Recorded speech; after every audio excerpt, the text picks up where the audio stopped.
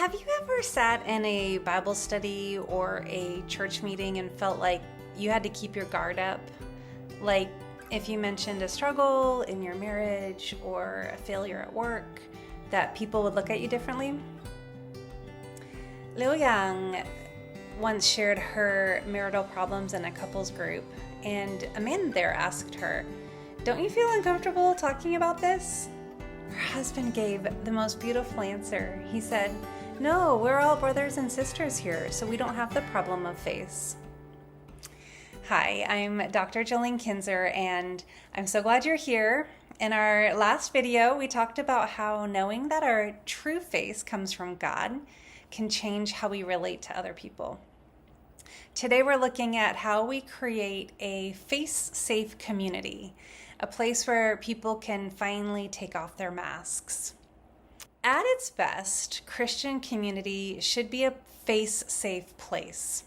By that I mean a place where admitting mistakes and confessing sin is commonplace, and a place where proactively talking about hard things happens regularly. In a face-safe church community, we are openly acknowledging that none of us are perfect.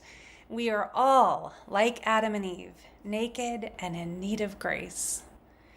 I might need you to restore me today, but you will most likely need me to restore you tomorrow. And it's this mutual vulnerability that actually binds us together.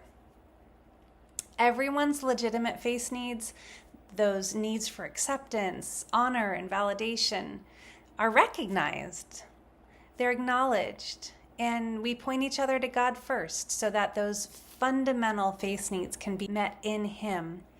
And then, as people who have had those needs met in God first, we can image God's face to each other, offering love, forgiveness, and support when someone opens up about a mistake or confesses a sin, instead of shaming or scolding or lecturing the person, which is so often the case. In this way, we not only experience God's acceptance and affirmation of our value directly from God, but also through each other. There is no fear of losing face because our identity is rooted in Christ, not in the eyes of others. Now, if a community is face safe, does that mean we just ignore it when someone hurts us or offends us or is doing something wrong? No.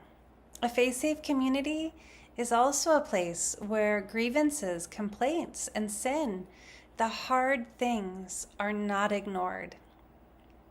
On the surface, it might seem like addressing sin would destroy face. But Jesus teaches that we are to proactively work things out when we know someone else is upset with us. If we're in the middle of offering our worship to God and there remember that someone has a grievance or legitimate complaint against us, we should leave our offering and go first make peace, then present our offering.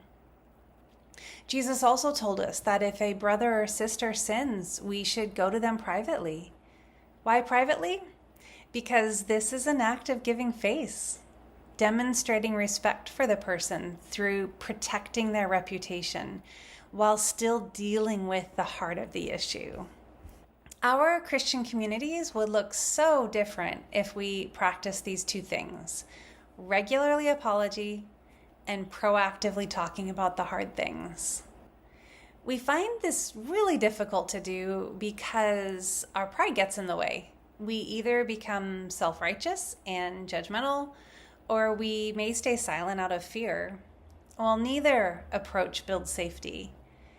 Since we all mess up in life, often daily, it is so important that our churches, our families, and our organizations become face-safe communities where we can give and receive confessions and apologies honestly. Now you might be thinking, I know that confessing and apologizing is characteristic of God's kingdom culture, but it sure wasn't characteristic of the culture where my church members or where I grew up. So how do we start?